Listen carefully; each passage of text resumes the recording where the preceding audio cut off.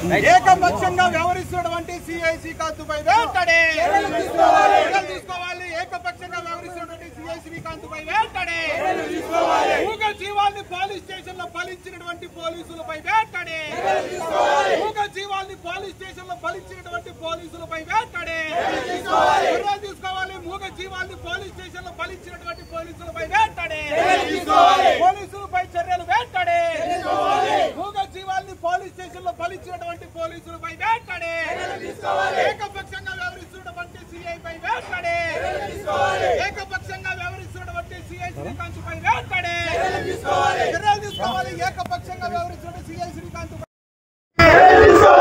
Ambulance driver సమస్యలు పరిష్కరిస్తానికి case పెట్టినటువంటి సిఐ శ్రీకాంత్ గారిపై చర్యలు వెంటనే అంబులెన్స్ డ్రైవర్ల సమస్యలు పరిష్కారం చేయాలని చెప్పి అంబులెన్స్ డ్రైవర్లని వేధిస్తున్నటువంటి టూ టౌన్ సిఐ శ్రీకాంత్ గారిపై చర్య తీసుకోవాలని కోరుతూ ఈరోజు ఎస్పీ గారి ఆఫీస్ ముందు ఆందోళన కార్యక్రమం నిర్వహిస్తూ ఉన్నాం.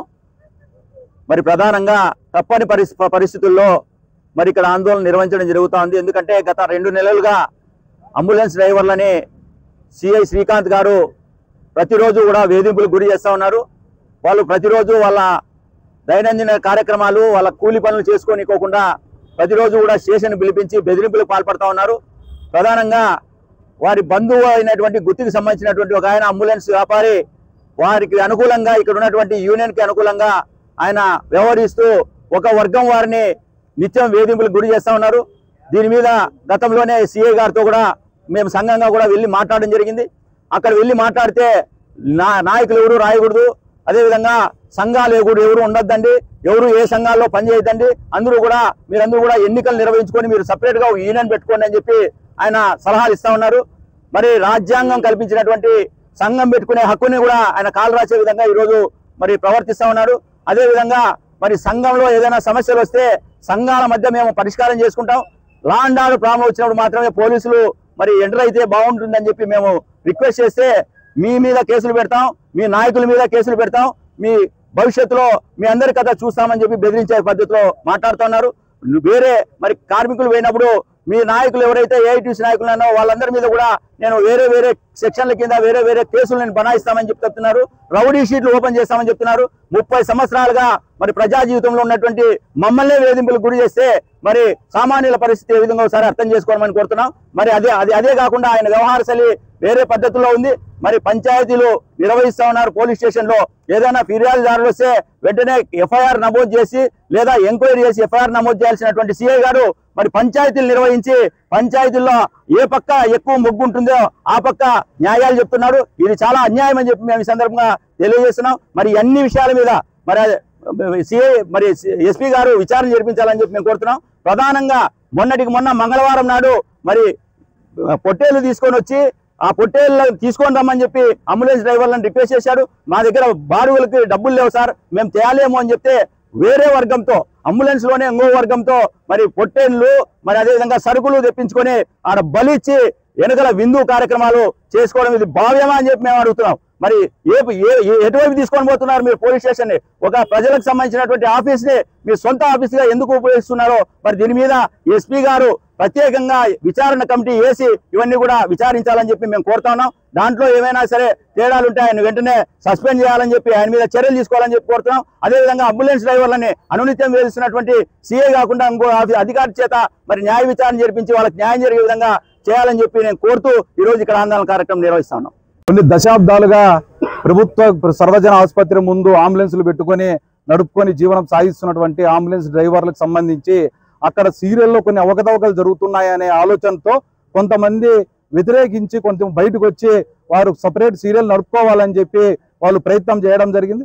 దాంట్లో ప్రధానంగా టూ టౌన్ సిఐ గారు శ్రీకాంత్ గారు వాళ్ళందరినీ పిలిపించి వాళ్ళందరికీ వార్నింగ్ ఇచ్చి, లేదు మీరందరూ ఒకటే సీరియలే ఉండాలి, మీరందరూ మేము చెప్పినట్టు వినాలి, తర్వాత ఎవరైతే ఇంతకు ముందు సీరియల్ అవకతవకలు చేసినటువంటి వాళ్ళు ఉన్నారో వాళ్ళు ఎట్లా చెప్తే అట్లా వినాలని చెప్పి సిఆర్ చెప్పడం జరిగింది. దాన్ని ఒప్పుకోనందున ఎవరైతే అంబులెన్స్ డ్రైవర్లు వాళ్ళందరినీ తీసుకుపోయి మన ఎంఆర్ఓ గారి దగ్గర బైండ్ ఓవర్ కేసులు పెట్టడం జరిగింది. దాంట్లో కూడా అటువైపు ఉన్నటువంటి వాళ్ళు 36 మంది ఉంటే దాంట్లో 16 మందిని మాత్రమే బైండ్ ఓవర్ చేశారు. ఇటువైపు ఉన్నటువంటి వాళ్ళందరినీ కూడా బైండ్ ఓవర్ చేయడం జరిగింది. దీంట్లోనే ఏకపక్షంగా కూడా వ్యవహరించడం జరిగింది.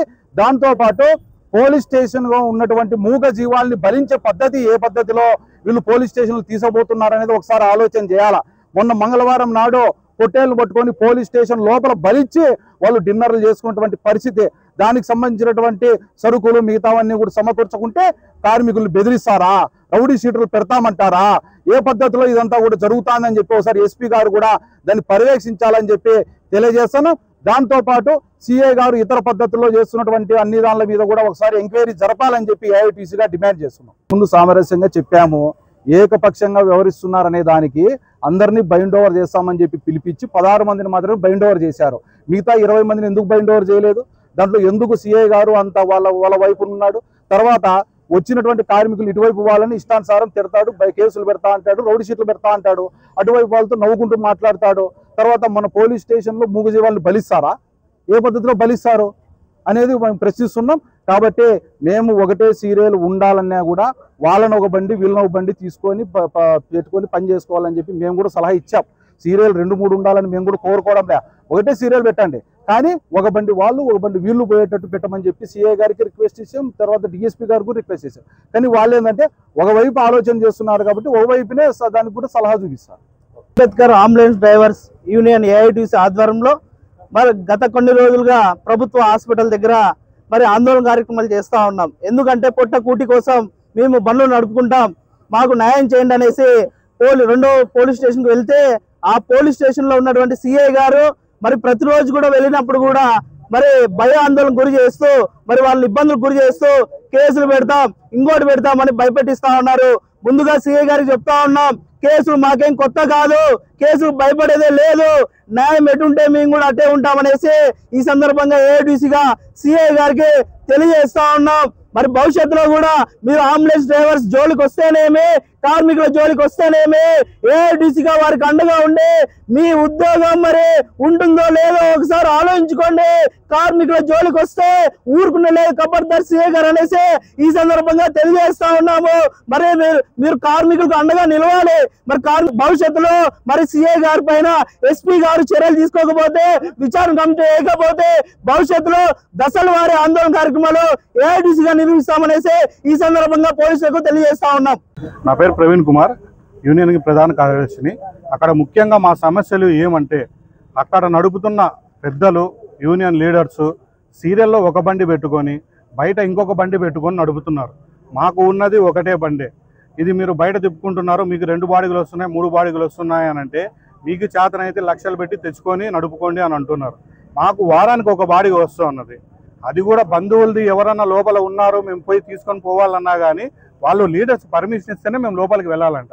లీడర్స్ పర్మిషన్ ఇవ్వకుంటే ఆ కేసు తీసుకొని పోకూడదు, డబ్బులు పెట్టే పోవాలని ఏకపక్షంగా వాళ్ళు మాట్లాడుతున్నారు. అక్కడ ఇంతకుముందు కూడా మేము ఎన్నోసార్లు సిఐసార్కి మా సమస్యలు విన్నపించుకోవడానికి వెళ్తే ఆయన మా సమస్యలు చెప్పడానికి ప్రయత్నిస్తే మీరేం మాట్లాడొద్దండి, అవతల ఎక్స్పీరియన్స్ ఉన్న నాయకులు ఉన్నారు, వాళ్ళు ఏం చెప్తారో అదే మేము వింటాము, వాళ్ళ వెనకలే మీరు నడుచుకోవాలని చెప్పి పదే ఇదే విధంగా చెప్తున్నారు.